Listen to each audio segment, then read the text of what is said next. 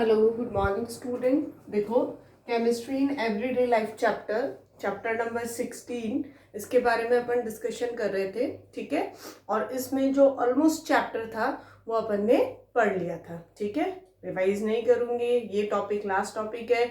ये कंप्लीट करने के बाद फिर उसके बाद में लास्ट में रिवाइज करूंगी। ठीक है, मे भी हो सकता है आज के लेक्चर में अपन रिवाइज कर लें, और अगर आज के लेक्चर में अगर अपन रिवाइज नहीं करते हैं तो प्लीज सब बच्चों से मेरी रिक्वेस्ट है कि आज जितना चैप्टर हो गया है अपना, उसको बहुत अच्छे से तुम लोग पढ़ोगे सब। ठीक है, और जब मैं नेक्स्ट लेक्चर में आपको रिवाइज करवाऊँ पूरा चैप्टर, तो मेरे साथ साथ तुम लोगों के दिमाग में भी चलते रहना चाहिए कि इसमें ये होगा, यहाँ ये आंसर आएगा, यहाँ ये इसका एग्जाम्पल होगा इस मेडिसिन का। ये सारी चीज़ें, बहुत सिंपल सा चैप्टर है, छोटी मोटी मेडिसिन है, वो भी ऑलमोस्ट ऐसी मेडिसिन है जो आपको पता है कि हाँ भाई ये यूज़ करते हैं। ये पैरासीटामोल है, एस्प्रिन है।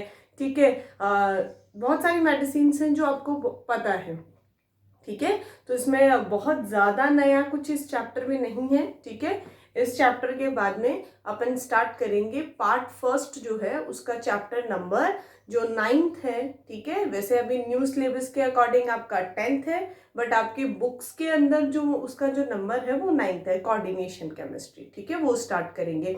बट ऐसा बिल्कुल भी मत सोचना तुम लोग कि ठीक है होते जा रहे हैं, क्लास में जाके पढ़ लेंगे, ये सब चीज़ें नहीं बेटा।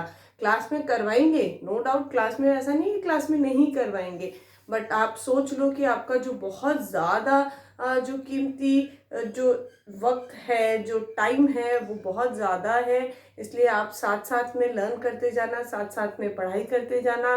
ठीक है, क्योंकि अब इनको एक बार जितना हम बता रहे हैं यहाँ पे और जितना तुम लोगों को नोट्स भेज रहे हैं, अगर तुम उतना भी कवर कर लेते हो तो अपना बहुत अच्छा पोर्शन कवर हो जाता है। ठीक है, बाद में रिवीजन करेंगे।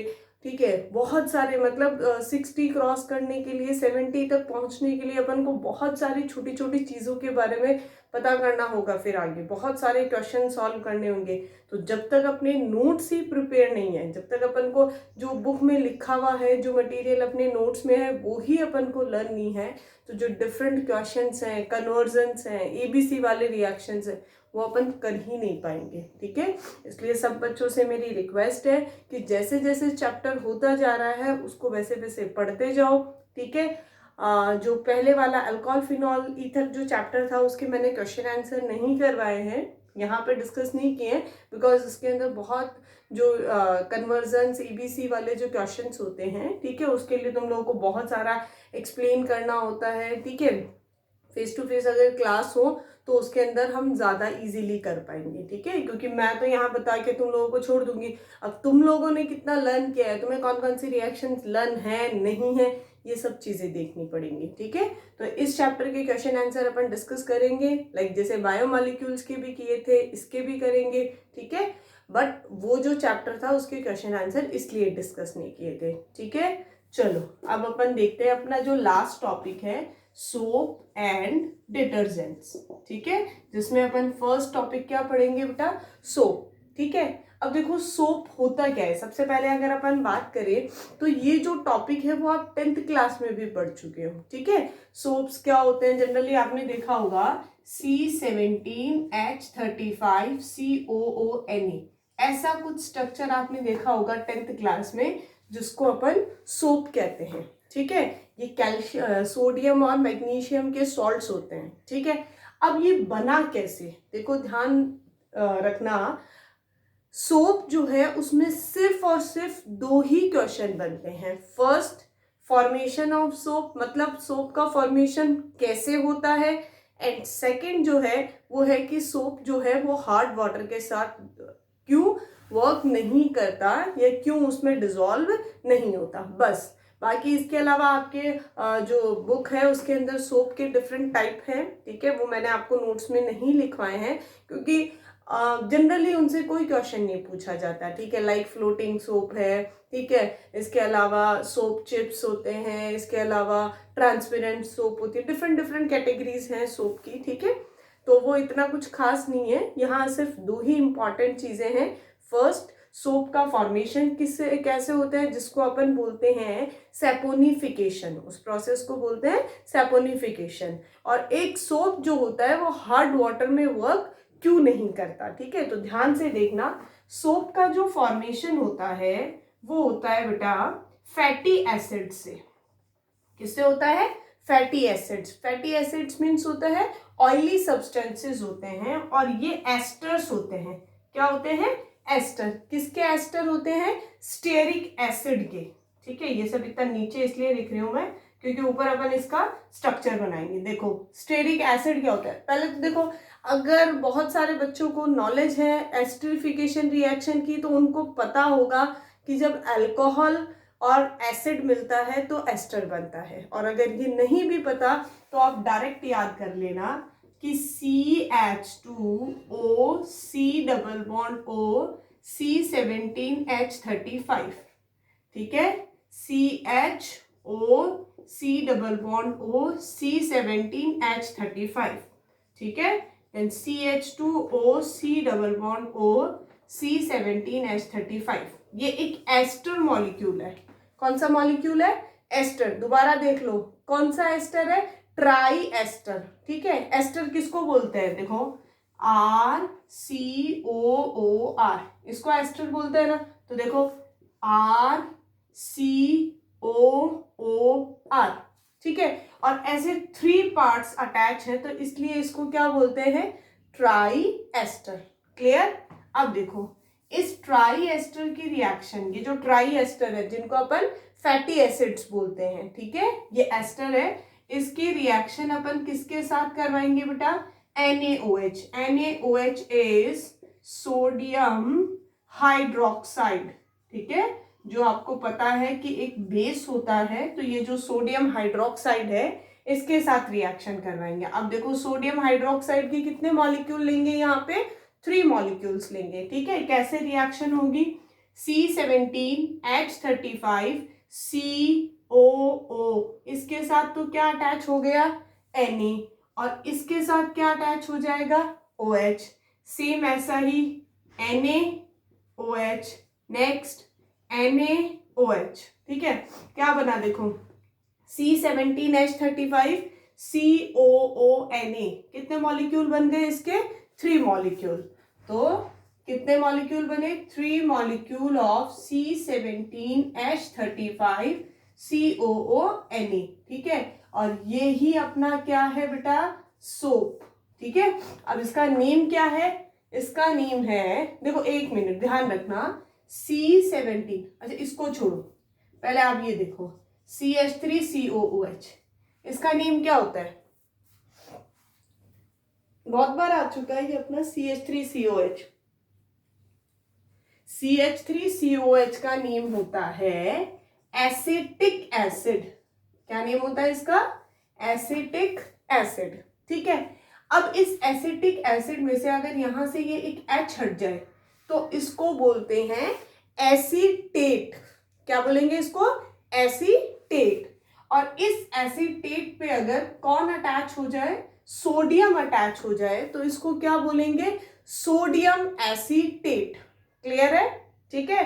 तो ऐसे ही अगर अपने पास क्या हो, C17H35 COOH, ऐसा कोई कंपाउंड हो, मीन्स 17 कार्बन का ये जो एसिड है इसको बोलते हैं स्टीयरिक एसिड। क्या नेम है इसका, स्टीयरिक एसिड। जैसे आपने पढ़ा होगा 15 कार्बन के बोलते हैं पामेटिक एसिड, ठीक है, ये सब सोप्स में यूज आते हैं। तो इसका नेम होता है स्टीयरिक एसिड, ठीक है। अब इस स्टीयरिक एसिड का यहां से एक H हटा दे अपन तो ये क्या बन गया, जैसे एसिटिक एसिड किस में कन्वर्ट हुआ था, एसीटेट में, वैसे स्टीयरिक एसिड किस में कन्वर्ट हो जाएगा, स्टीयरेट में, ठीक है। अब इस स्टीयरेट के साथ कौन अटैच हो गया, सोडियम, तो इसका नेम क्या हो गया, अब सोडियम स्टीयरेट। क्या नेम हो गया इसका, सोडियम स्टीयरेट। क्लियर है। तो ये जो आपका सब्सटेंस बना है सोडियम स्टीयरेट, ठीक है, जिसको अपन क्या बोलते हैं, सोडियम स्टीयरेट, ठीक है। और ये जो सोडियम स्टीयरेट है ये सोप बना। अब इसके साथ क्या बना, अब इसके साथ क्या बना, देखो CH2OH, CHOH, CH2OH मीन्स ऐसा कुछ सब्सटेंस बना, CH2OH, CHOH एंड CH2OH। और ये जो सब्सटेंस है, फटाफट मुझे इसका IUPAC नेम बताओ। अल्कोहल है, कितने कार्बन का अल्कोहल है, 3 कार्बन का अल्कोहल है, ठीक है। क्या होगी इसकी नेमिंग, प्रोपेन 1 2 3 ट्राईओल। ध्यान रखना कौन सा है, क्लासिफिकेशन के अकॉर्डिंग देखें तो अपन ट्राईहाइड्रिक अल्कोहल। कितने अल्कोहल्स हैं, कितने OH ग्रुप हैं, 3 प्लस सबसे इंपॉर्टेंट बात, इसका कॉमन नेम, इसका कॉमन नेम होता है ग्लिसरोल, ठीक है। इस अल्कोहल का कॉमन नेम क्या है, ग्लिसरोल, ठीक है। दोबारा देख लो बेटा, ये जो प्रोसेस है सोप फॉर्मेशन की प्रोसेस, इस प्रोसेस को बोलते हैं सैपोनिफिकेशन। क्या बोलेंगे इसको, saponification. The formation of soap is known as saponification, ठीक है। देखो अपने पास एक फैटी एसिड होगा, या अपन इसको बोल सकते हैं ester of stearic acid. Stearic acid का एक एस्टर होगा, ठीक है, ट्राई एस्टर है, 3 एस्टर मॉलिक्यूल अटैच्ड है। इसकी रिएक्शन अपन करवाएंगे किसके साथ, सोडियम हाइड्रोक्साइड के साथ, ठीक है। और किसका फॉर्मेशन होगा, सोडियम स्टीयरेट, जिसको अपन सोप बोलते हैं, और प्लस साथ में क्या बनेगा, ग्लिसरॉल और अल्कोहल। क्लियर, तो ये बहुत इंपॉर्टेंट है, ठीक है। सोप फॉर्मेशन कैसे होता है, जिसको अपन सोप सैपोनिफिकेशन बोलते हैं, ठीक है। चलो अब देखो नेक्स्ट जो पॉइंट है और नेक्स्ट जो क्वेश्चन है, जो बहुत बार एग्जाम में पूछा जाता है, इवन 10th क्लास तक भी ये क्वेश्चन बहुत बार पूछा गया होगा, कि जो सोप है वो हार्ड वाटर के साथ वर्क क्यों नहीं करती है। क्या रीजन है कि सोप जो है वो हार्ड वाटर में जो फोम है या फ्रोथ है, ठीक है, उसका फॉर्मेशन नहीं करती है। क्या रीजन है इसका, तो देखो इसका रीजन ये है, ये क्वेश्चन बहुत बार पूछा जाता है बेटा, सब बच्चे ध्यान से देखना। C17H35 COONE, ये क्या है, अपना सोप है, ठीक है, जिसको अपन बोलते हैं सोडियम स्टीयरेट, ठीक है। ये जो सोप है इसमें अपन ने क्या देखा, अब हम इसको किस में ऐड कर रहे हैं, हार्ड वाटर में ऐड कर रहे हैं, ठीक है। अब हार्ड वाटर में ऐड कर रहे हैं तो आपको पता है वाटर हार्ड जो है वो कब होगा, जब उसमें इम्प्योरिटीज होंगी, ठीक है। और किसकी इम्प्योरिटी होंगी उसमें कैल्शियम और मैग्नीशियम की इम्प्योरिटीज होंगी, ठीक है। मान लो इसमें मैग्नीशियम की इम्प्योरिटी है, मैग्नीशियम क्लोराइड है इसमें, ठीक है।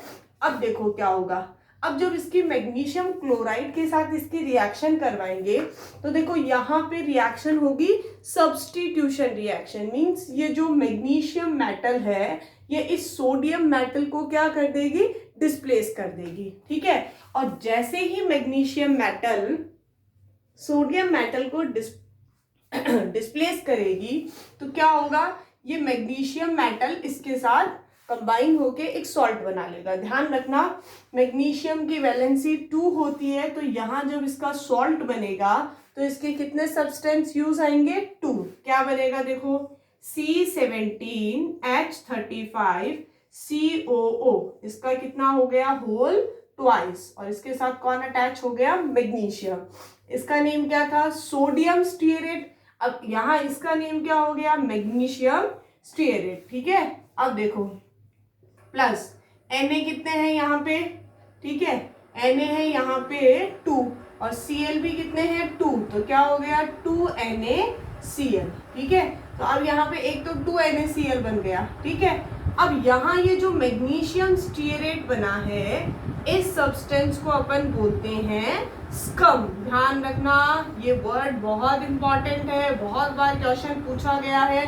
क्या है इसका नेम, स्कम, ठीक है। और ये स्कम से क्या हो रहा है, इस जो ये स्कम है ये कैसा है, इनसॉल्युबल इन वाटर, मीन्स ये वाटर में इनसॉल्युबल है। तो सोचो कि जब अपना ये जो सोप है, सोडियम स्टीयरेट है, इसका इतना लंबा चौड़ा भाग, ये जो पार्ट है, ये इतना लंबा चौड़ा जो पार्ट है वो क्या हो रहा है, इनसॉल्युबल सब्सटेंस के फॉर्म में अगर वाटर से सेपरेट हो गया, वाटर से अलग हो गया, ठीक है, वाटर में डिसॉल्व नहीं हो रहा, स्कम की फॉर्म में वाटर से सेपरेट हो गया, तो जब ये वाटर से सेपरेट हो जाएगा तो ये क्या करेगा, ये जो सोप है ये वाटर में डिसॉल्व नहीं हो पाएगा, ठीक है। और वो जो वाटर में जब वो डिसॉल्व नहीं हो पाएगा तो वहां क्या नहीं करेगा, जो बबल्स है या जो फोम है या जो फ्रोथ है उसका फॉर्मेशन नहीं कर पाएगा। क्लियर है? दोबारा देख लो कि जो सोप्स हैं वो हार्ड वाटर में वर्क क्यों नहीं करती हैं, बिकॉज सोप्स को अगर अपन हार्ड वाटर में डालेंगे तो हार्ड वाटर के अंदर क्या होता है, मैग्नीशियम और कैल्शियम के सॉल्ट्स होते हैं जो सोप के साथ मिलके एक स्कम का फॉर्मेशन कर लेते हैं, और ये जो स्कम होता है ये क्या होता है, इनसॉल्युबल होता है। किसमें इनसॉल्युबल होता है, वाटर में इनसॉल्युबल होता है, ठीक है। और वाटर में इनसॉल्युबल होने की वजह से ये क्या नहीं करता, ये वाटर में फोम या फ्रोथ का फॉर्मेशन नहीं करता। क्लियर है? ठीक है, तो ये अपना जो सोप है ये कंप्लीट हो गया। नेक्स्ट देखो, सोप के बाद अपन डिस्कस करेंगे किसके बारे में, सिंथेटिक डिटर्जेंट्स के बारे में, ठीक है।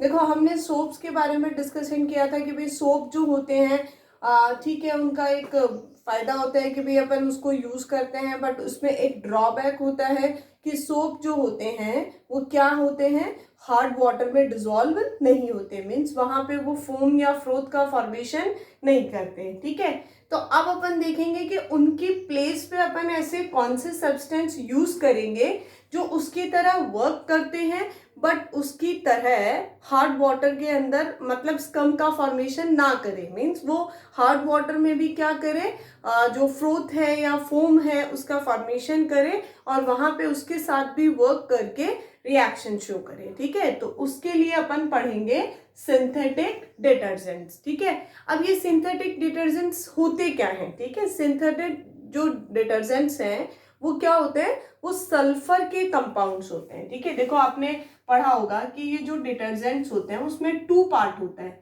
एक होता है उसमें टेल पार्ट और एक उसमें होता है हेड पार्ट, ठीक है। ये चीज आप चैप्टर नंबर 5 में भी पढ़ चुके हो, प्लस इसके अलावा आप किस में पढ़ चुके हो, आप 10th क्लास में भी ये चीज पढ़ चुके हो, ठीक है। देखो कोई भी XYZ, कोई भी, चाहे सोप की अपन बात करें चाहे अपन डिटर्जेंट की बात करें, ठीक है, वहां पे जो हाइड्रोकार्बन चेन होती है वो क्या होती है, थोड़ी लंबी होती है, ठीक है। लाइक जैसे अभी अपन ने देखा था C17H35, C17H35 का मतलब कितने कार्बन है उसके पास, 17 कार्बन की चेन है, ठीक है। तो अगर 17 कार्बन की चेन अपन बनाए ना तो 1 then 2 3 4 5 6 7 8 9 10, तो इस तरह से काफी लंबी चौड़ी चेन बन जाएगी, ठीक है। तो ये जो चीज है ये वाली, ये किस चीज को बता रहा है बेटा, हाइड्रोकार्बन चेन को बता रहा है, ठीक है।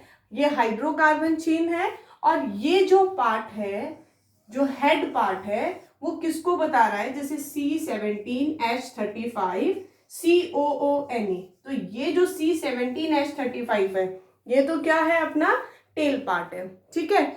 और ये जो पार्ट है, ये जो पोलर है जिसपे चार्ज है COO नेगेटिव Na पॉजिटिव, ये कौन सा पार्ट है, अपना हेड पार्ट है, ठीक है। अब ये जो टेल और हेड है ये किस तरह से वर्क करता है, ठीक है, क्या इनका क्लींजिंग एक्शन होता है, कैसे ये क्लीन करता है, ठीक है, ये सारा अपन 10th में भी पढ़ चुके हैं, चैप्टर नंबर 5 में भी पढ़ चुके हैं, तो यहाँ अपन इसकी डिटेल में स्टडी नहीं करेंगे, ठीक है। मिशेल फॉर्मेशन कैसा होता है ये अपन पढ़ चुके हैं, ठीक है।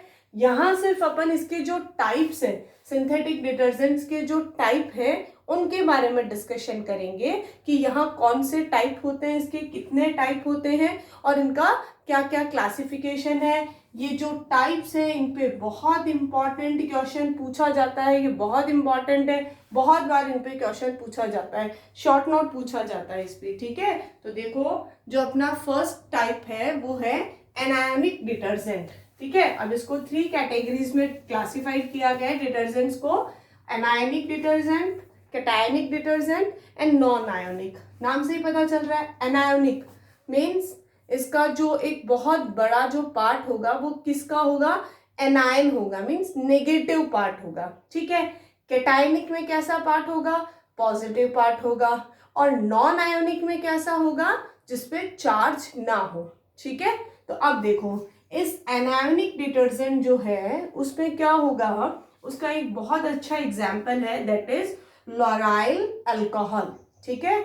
जो ये 1 and 10, 11 और 12 कार्बन का ये जो अल्कोहल होता है, इसका कॉमन नेम क्या है, लॉराइल अल्कोहल, ठीक है। तो ये जो लॉराइल अल्कोहल है, इसकी रिएक्शन अगर अपन किसके साथ करवाएंगे, H2SO4, क्या है ये, सल्फ्यूरिक एसिड। देखो बेटा ये रिएक्शंस आपको याद करनी पड़ेंगी, एग्जाम्पल भी याद करना पड़ेगा, बिकॉज डिटर्जेंट पे शॉर्ट नोट पूछा जाता है, ठीक है ना, ध्यान रखना। तो लॉराइल अल्कोहल की रिएक्शन अपन ने किसके साथ की, सल्फ्यूरिक एसिड के साथ, ठीक है, ध्यान रखना। सल्फ्यूरिक एसिड में क्या होगा, यहाँ पे ये देखो ये फंक्शनल ग्रुप होता है SO3H, ठीक है, और प्लस यहाँ पे क्या होगा, यहाँ से H रिलीज हो जाएगा और यहाँ से क्या रिलीज हो जाएगा, OH, ठीक है। देखो इसको मैं अगर इस H2SO4 को इस तरह से लिखूं, एक ही बात है ना, H2SO4, ठीक है, H और OH रिलीज हो गया यहाँ से, ठीक है।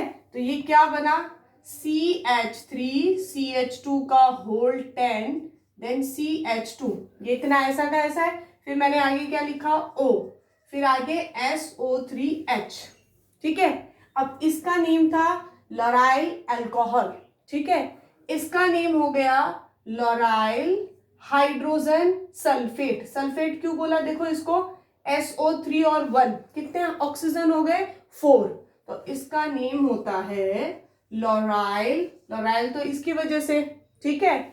फिर उसके बाद में H है तो अपन ने क्या लिखा, हाइड्रोजन, और SO4 है इसलिए अपन ने क्या लिखा, सल्फेट, ठीक है। ये अभी तक अपना डिटर्जेंट नहीं बना है, एक रिएक्शन और होगी। अब इसकी रिएक्शन अगर अपन किसके साथ करवा दे, NaOH के साथ। आपको पता है NaOH में क्या रिलीज होता है, यहाँ से OH बाहर निकला, यहाँ से H बाहर निकला, क्या निकला, H2O, और क्या सब्सटेंस बना, देखो CH3, कुछ भी चेंज नहीं करना, बिल्कुल माइनर सा चेंज है, H हटाया और Na अटैच कर दिया, 10 हो गया। उसके बाद में क्या लिखूं, CH2, उसके बाद में क्या लिखूं, O, उसके बाद में SO3 और ये Na, ठीक है।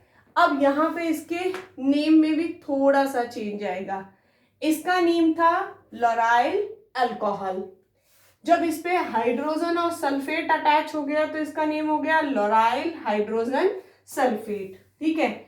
अब यहाँ क्या आ गया बेटा, सोडियम, तो इसका नेम क्या हो गया, सोडियम। देन कितने कार्बन की चेन है, 12 की, जिसके लिए अपन क्या यूज करते हैं, लॉराइल, ठीक है, और सल्फेट, ठीक है।